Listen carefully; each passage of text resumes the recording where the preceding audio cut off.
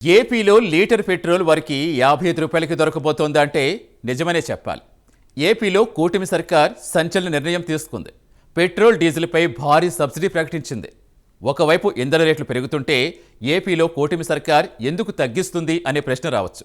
నిజంగానే petrol diesel ధరలు తగ్గిస్తోంది. అయితే ఈ సబ్సిడీ ఎవరి కోసం, దేనికోసం? ఈ సబ్సిడీ బెనిఫిట్ పొందాలంటే ఏముండాలి? ప్రభుత్వం విధించే షరతులేంటి? చూద్దాం.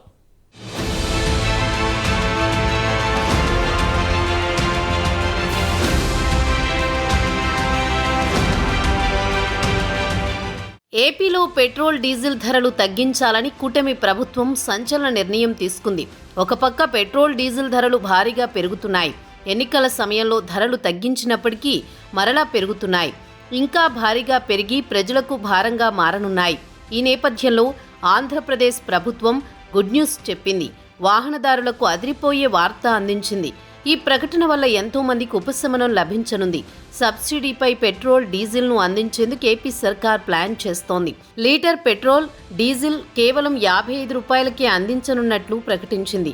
ఈ ప్రకటన చూసి వాహనదారులు మురిసిపోతున్నారు. అయితే కండిషన్స్ అప్లై అండోయ్. ఈ సబ్సిడీ అందరికీ కాదు, కొందరికి మాత్రమే. ఏంటో ట్విస్ట్ అనుకుంటున్నారా?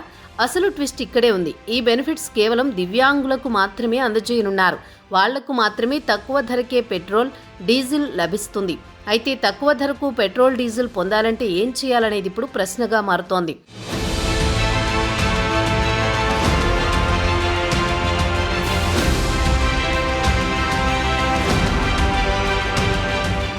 దివ్యాంగులకు సబ్సిడీపై పెట్రోల్ డీజిల్ పొందాలంటే కొన్ని షరతులు విధించనుంది ప్రభుత్వం. అంతేగా మరి, లేకపోతే ఎంతైనా కొని బ్లాక్ మార్కెట్లో అమ్మే అవకాశాలుంటాయి.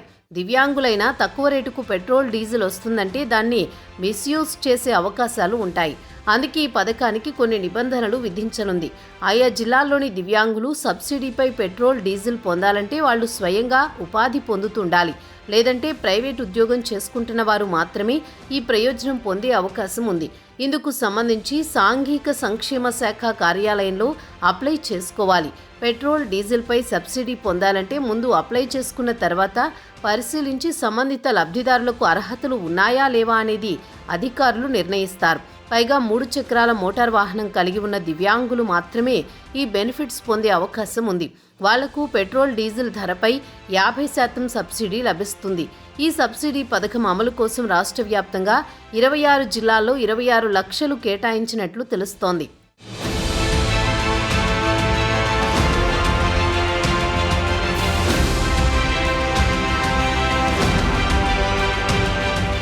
ఇదే క్రమంలో సబ్సిడీ పెట్రోల్ అనగానే పెట్రోల్ బంకుకు వెళ్లి ఎంత కావాలంటే అంత పెట్రోల్ పోయించుకోవచ్చు అనుకుంటే పొరపాటే.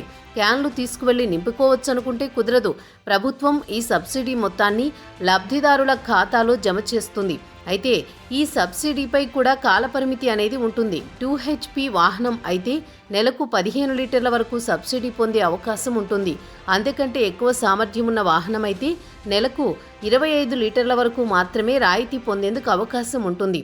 అంటే ముందుగా అసలు ధరకే పెట్రోల్ కానీ డీజిల్ కానీ కొట్టించుకోవాలి. ఈ సబ్సిడీ బెనిఫిట్ పొందాలంటే కొట్టించుకున్న పెట్రోల్ డీజిల్కు సంబంధించిన బిల్లులు తప్పకుండా సమర్పించాల్సి ఉంటుంది. ఆ తర్వాత దివ్యాంగుల వ్యక్తిగత బ్యాంక్ అకౌంట్లో సబ్సిడీ సొమ్ము జమ చేస్తారు. గతంలో గ్యాస్ సబ్సిడీ మాదిరిగా అన్నమాట. ఇప్పుడు అర్థమైందా? తక్కువ ధరకు పెట్రోల్ డీజిల్ ఎవరికి ఎలా ఎంత దొరుకుతుందో. దివ్యాంగులకు ఇప్పటికే కేంద్ర ప్రభుత్వం, రాష్ట్ర ప్రభుత్వాలు అనేక రకాలుగా రాయితీలు అందిస్తున్నాయి. అయినా సమాజంలో వాళ్ళకి ఇంకా ఇబ్బందులు ఎదురవుతూనే ఉన్నాయి. ఇలాంటి పథకాల వలన కొంతవరకైనా వారి జీవితాలు మెరుగుపడతాయని ప్రభుత్వం భావిస్తోంది.